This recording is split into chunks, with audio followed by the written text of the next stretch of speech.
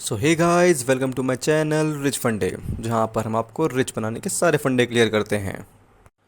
सो दोस्तों, आज का हमारा इम्पोर्टेंट टॉपिक है पावर ऑफ कंपाउंडिंग। सो दोस्तों, पावर ऑफ कंपाउंडिंग एक ऐसी चीज़ है जो फाइनेंस एंड इन्वेस्टमेंट की दुनिया में जानना बहुत ही ज़रूरी है। दोस्तों, अगर आप पावर ऑफ कंपाउंडिंग का कंसेप्ट समझ पाते हैं तो आप एक फाइनेंस की दुनिया में बहुत ही आगे निकल जाएंगे। So दोस्तों, before starting the video, I request you all to please subscribe the channel, hit the like button and watch the complete video. So let's get started. दोस्तों, हम आपको ये पावर ऑफ कंपाउंडिंग का कंसेप्ट एक real life example से समझाएंगे, जिससे कि आपको समझने में बहुत ही आसानी होगी। दोस्तों, जो ये एग्जांपल है ये एक रियल लाइफ स्टोरी के बेसिस पे है, जिसके अंदर दो ट्विंस होते हैं, राहुल एंड रवि। दोस्तों, राहुल या फिर रवि में से कोई एक बंदा इस पावर ऑफ कंपाउंडिंग के कंसेप्ट को पहले ही अपने अर्ली एज में सीख लेता है, जिससे कि वो एक लॉन्ग टर्म में बहुत ही अच्छी वेल्थ क्रिएट करता है। सो आइए दोस्तों, अब हम अपनी स्टोरी को स्टार्ट करते हैं। दोस्तों, एक बार की बात है, एक हस्बैंड एंड वाइफ के दो ट्विंस होते हैं, जिनके वे नाम राहुल एंड रवि रखते हैं। दोस्तों, राहुल एंड रवि हमेशा ही एक साथ रहते, हमेशा एक साथ खेलते, एक साथ खाना खाते, एक साथ बाहर घूमने जाते, एक साथ पढ़ते, अपना होमवर्क भी हमेशा एक साथ ही करते। दोस्तों, राहुल एंड रवि की स्कूलिंग दोनों ही एक ही स्कूल से हुई एंड उन दोनों बच्चों को हमेशा सेम गाइडेंस मिलती है अपने पेरेंट्स से। वो उनको सिखाते क्या सही चीज़ है, क्या गलत चीज़ है, क्या करना चाहिए, क्या नहीं करना चाहिए। दोस्तों, उनकी स्कूलिंग के बाद दोनों ही एक ही सेम कॉलेज में जाते हैं एंड अपनी ग्रेजुएशन पूरी करते हैं। एट द एज ऑफ 28 दोनों राहुल एंड रवि की जॉब एक प्रेस्टीजियस एमएनसी कंपनी के अंदर लग जाती है। दोस्तों, यहाँ से ये दोनों सेपरेट हो जाते हैं। राहुल वहीं दिल्ली में रह के अपनी जॉब को कंटिन्यू करता है। On the other hand Ravi को बेंगलोर जाना पड़ता है अपनी जॉब को कंटिन्यू करने के लिए। दोस्तों, जो ये राहुल था वो इन्फ्लेशन के बारे में जानता था। वो ये जानता था कि आने वाले टाइम में इन पैसों से उसका गुजारा नहीं होगा, इसलिए उसे कुछ ना कोई इन्वेस्टमेंट करनी ही पड़ेगी, सो दैट वो आने वाले टाइम के अंदर टेंशन फ्री होकर जी सके एंड अपनी फैमिली को ज़्यादा से ज़्यादा टाइम दे सके। तो इसी खोज में राहुल अपने दोस्तों के पास जाता है, अपने सीनियर्स के पास जाता है एंड उनके पास जाके वह टिप्स एंड ट्रिक्स लेता है कि वह अपने पैसे को कैसे बढ़ा सकता है। वहीं से उसको पावर ऑफ कंपाउंडिंग के बारे में पता लगता है। At the age of 30 Rahul अपनी इन्वेस्टमेंट की दुनिया में कदम रखता है एंड वह अपनी इन्वेस्टमेंट शुरू करता है।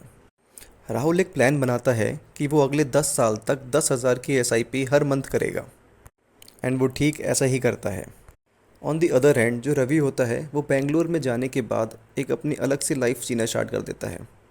रवि लाइफ को एंजॉय करना स्टार्ट कर देता है। वो पार्टियां करता, क्लब जाता, दोस्तों के साथ घूमता, लेट नाइट पार्टी करता एंड वो बिल्कुल भी सेविंग नहीं करता। 10 साल के बाद यानी कि at the age of 40 Rahul अपनी इन्वेस्टमेंट को स्टॉप कर देता है।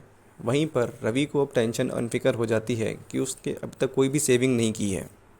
रवि अपनी इन्वेस्टमेंट की दुनिया अब एट द एज ऑफ 40 को स्टार्ट करता है। वहीं पे on the other hand Rahul अपनी इन्वेस्टमेंट को स्टॉप कर देता है at the age of 40। Ravi 15,000 की SIP स्टार्ट करता है and he continue for the next 10 years, यानी कि एट द एज ऑफ 50 वो अपनी SIP को कंटिन्यू रखता है। हर महीने 15,000 रुपये वो अपनी SIP में डालता है। दोस्तों, एक बात जो याद करने वाली है कि at the age of 40 Rahul सिर्फ अपनी इन्वेस्टमेंट की दुनिया को स्टॉप कर देता है, बट वह उस पैसे को बाहर नहीं निकालता है। That is he remain that amount invested only. So दोस्तों, एट द एज ऑफ 50 अब दोनों ही राहुल एंड रवि को उन पैसों की ज़रूरत पड़ती है। तो दोनों ही वह बैंक में जाते हैं एंड वह सोचते हैं कि चलिए अब इस पैसे को निकाला जाए। दोस्तों, आपके हिसाब से किसके पास ज़्यादा पैसा होना चाहिए, राहुल के पास या रवि के पास? राहुल ने जहाँ पर 10,000 की SIP ओनली फॉर 10 ईयर्स की थी, वहीं पे रवि ने 15 ईयर्स की SIP for the next 10 years की थी। यानी कि रवि ने पैसे तो ज़्यादा लगाए हैं, लेकिन क्या उसको अच्छा रिटर्न्स मिला होगा? आइए देखते हैं, कैलकुलेट करते हैं। दोस्तों, हम ये मान के चलते हैं कि दोनों राहुल एंड रवि को 15% ऑफ रिटर्न मिला है फॉर द एवरी ईयर। सो दोस्तों, राहुल ने जहाँ पे 10 साल की इन्वेस्टमेंट की थी 10-10 हज़ार की SIP करके, उसने टोटल अमाउंट 12 लाख रुपए लगाए। वहीं पे रवि ने जो 15,000 रुपये लगाए हर महीने फॉर द नेक्स्ट 10 ईयर्स, उसने टोटल 36 लाख रुपीज़ लगाए। दोस्तों, ध्यान देने वाली बात यह है कि दोनों राहुल एंड रवि ने 10-10 साल की SIP की है।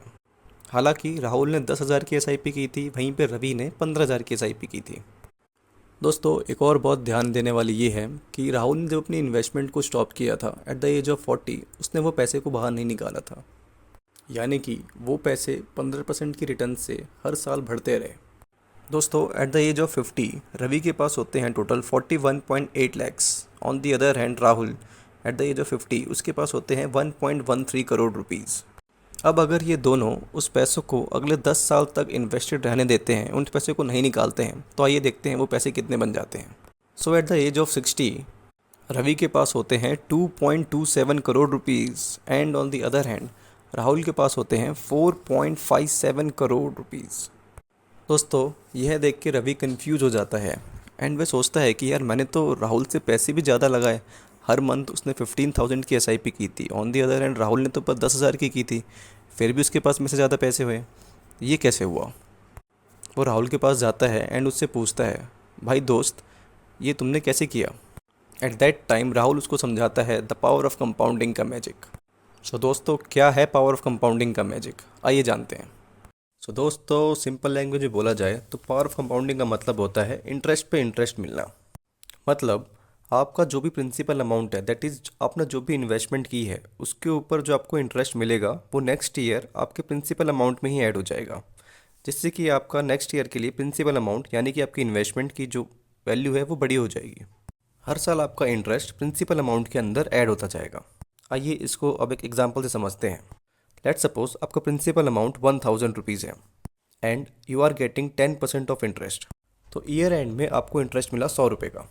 तो अब नेक्स्ट ईयर वो 100 रुपये आपके 1,000 रुपीज़ के अंदर ऐड हो जाएंगे। तो अब आपका नया प्रिंसिपल अमाउंट बन जाएगा 1,000 प्लस 100 दैट इज़ 1,100 रुपये, 1,100 रुपीज़। अब उससे नेक्स्ट ईयर में आपका 10% जो इंटरेस्ट लगेगा वो 1,100 रुपये के ऊपर लगेगा। So you will get 1,100 rupees के ऊपर 110 रुपये का interest.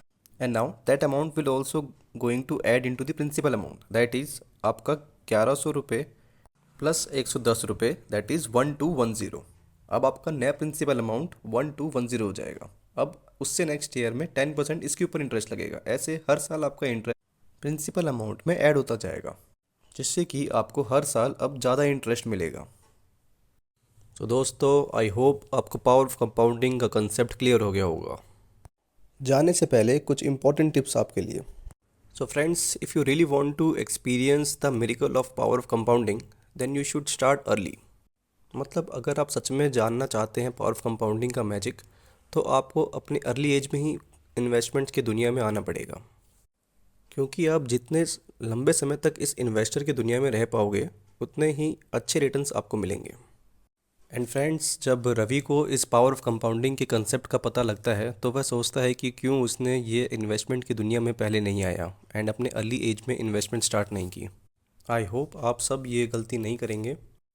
So friends, at the end, I request you please hit the like button, subscribe my channel and comment में ज़रूर बताएं कि आपने इन्वेस्टमेंट कब शुरू की थी। Thank you.